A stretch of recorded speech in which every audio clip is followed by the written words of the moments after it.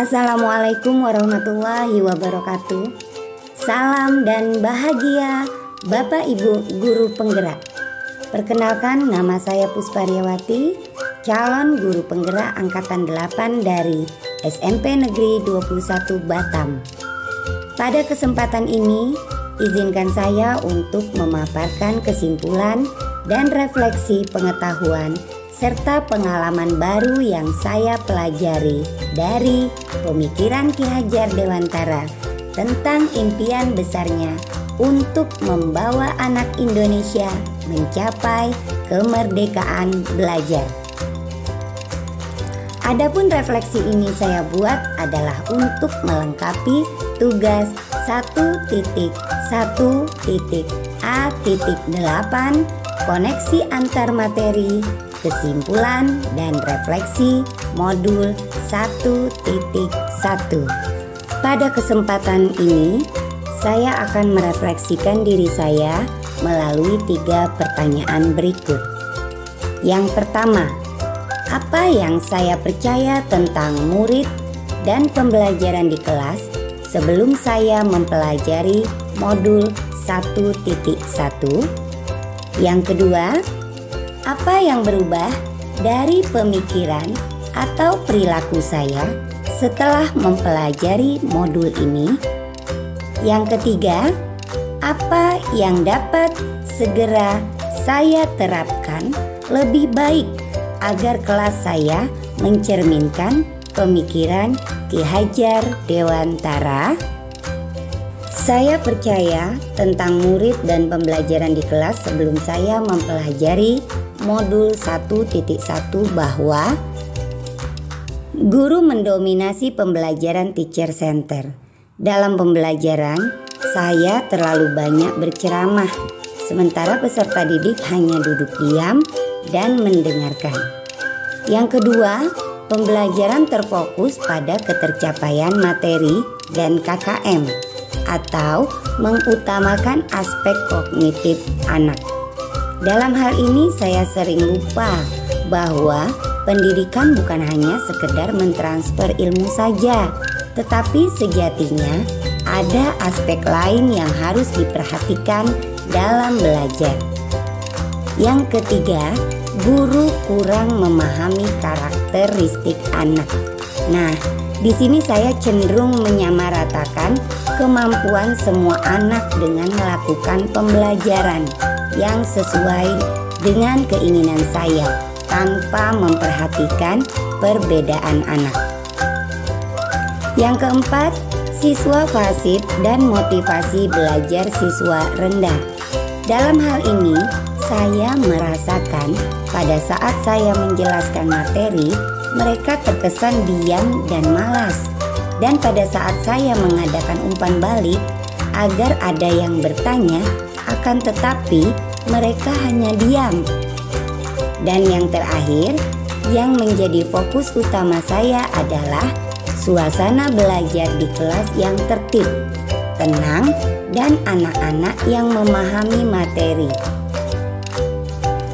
Berikut adalah gambaran suasana kelas saya sebelum saya mempelajari modul 1.1. Suasana pembelajaran yang tampak pada gambar menunjukkan bahwa guru mendominasi pembelajaran atau teacher center. Pembelajaran terfokus pada ketercapaian materi dan KKM atau mengutamakan aspek kognitif anak saja. Suasana belajar di kelas yang tertib, tenang, dan anak-anak yang memahami materi adalah fokus utama guru. Siswa pasif dan motivasi belajar siswa rendah.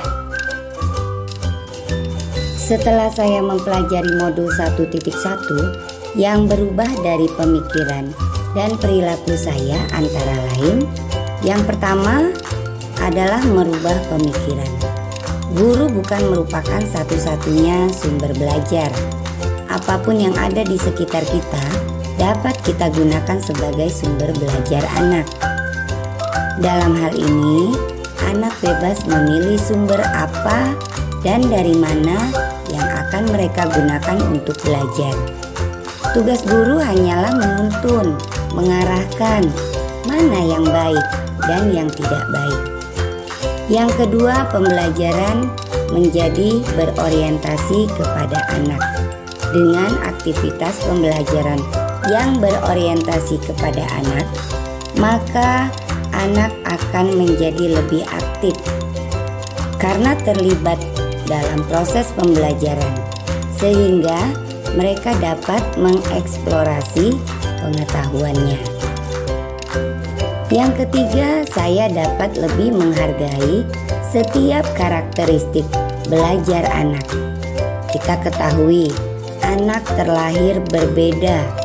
Setiap individu memiliki kelebihan dan kekurangannya masing-masing. Saya sadar dengan adanya perbedaan ini akan menjadikan pembelajaran lebih berwarna. Sebagaimana saya seorang guru dapat menuntun anak sesuai dengan kodratnya.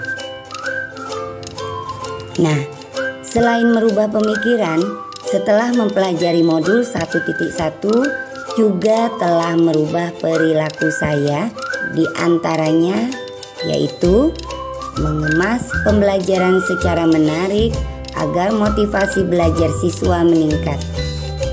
Yang kedua, dalam pembelajaran saya memberikan kebebasan kepada anak untuk menyelesaikan setiap tugas sesuai dengan minat bakat dan kreativitasnya masing-masing. Yang ketiga, saya merasakan lebih cermat melihat bakat anak, yaitu melalui observasi, wawancara, maupun melalui pendekatan personal agar anak lebih dekat dengan saya dan anak juga merasa nyaman dengan saya. Dalam hal ini bisa dikatakan menuntun sesuai dengan kodrat. Kemudian agar kelas saya mencerminkan pemikiran Ki Hajar Dewantara, penerapan yang akan saya lakukan di kelas antara lain: yang pertama, merancang pembelajaran yang interaktif dan menyenangkan dengan melibatkan peserta didik. Yang kedua, menerapkan pembelajaran yang berbasis kearifan lokal dan budaya setempat. Hal ini penting kita terapkan pada anak-anak saat ini, mengingat perkembangan iptek karena tidak sedikit anak-anak yang hilang nilai budayanya.